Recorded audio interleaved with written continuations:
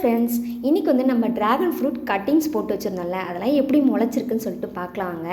நான் ஆல்ரெடி இந்த பழைய செடி வந்து நம்மளுக்கு வந்து மெட்ராஸ் வீட்டு சமையல் சிஸ்டர் வந்து கிஃப்டாக கொடுத்துருந்தாங்க.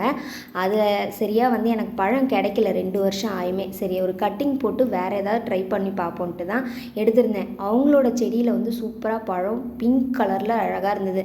அதை பார்த்து தான் நான் கட்டிங்கே கேட்டிருந்தேன். சரி நான் வளர்க்குறது சரியில்லையோ அப்படின்ட்டு தான் எடுத்து வேறு கட்டிங் போட்டு பாருங்கன்னு சொல்லியிருந்தாங்க. அதனால் போட்டு வச்சுருந்தேன்.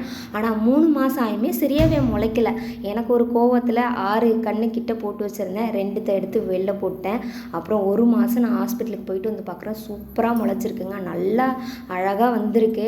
எனக்கு ரொம்ப ஹாப்பியாக இருந்துச்சு. இப்போ இதிலேருந்து ஒன்று எடுத்து நமக்காக வச்சுக்கிட்டு என் ஃப்ரெண்டு ரொம்ப நாளாக கேட்டுட்ருக்காங்க, அவங்களுக்காக வந்து ஒரு 2 கன்று கொடுத்துடலாம் அப்படின்னு சொல்லிட்டு தான் எடுத்து வச்சுருக்கேன். ஆனால் நம்ம நட்டு வைக்கிறப்ப இருந்த க்ரீன் இல்லை, அப்படியே மாறிடுச்சு. இதுலேயுமே நிறைய வந்து கன்று டேமேஜ் ஆகிருக்கு. ஆனால் எது ஹெல்த்தியாக இருக்கோ அதை எடுத்து நட்டு வச்சு நல்லா பழம் வரப்போ பார்க்கலாம். இந்த வீடியோ உங்களுக்கு பிடிச்சிருந்தா லைக் பண்ணி ஷேர் பண்ணி சப்போர்ட் பண்ணுங்கள். நிறைய பேருக்கு ஷேர் பண்ணுங்கள். தேங்க்யூ.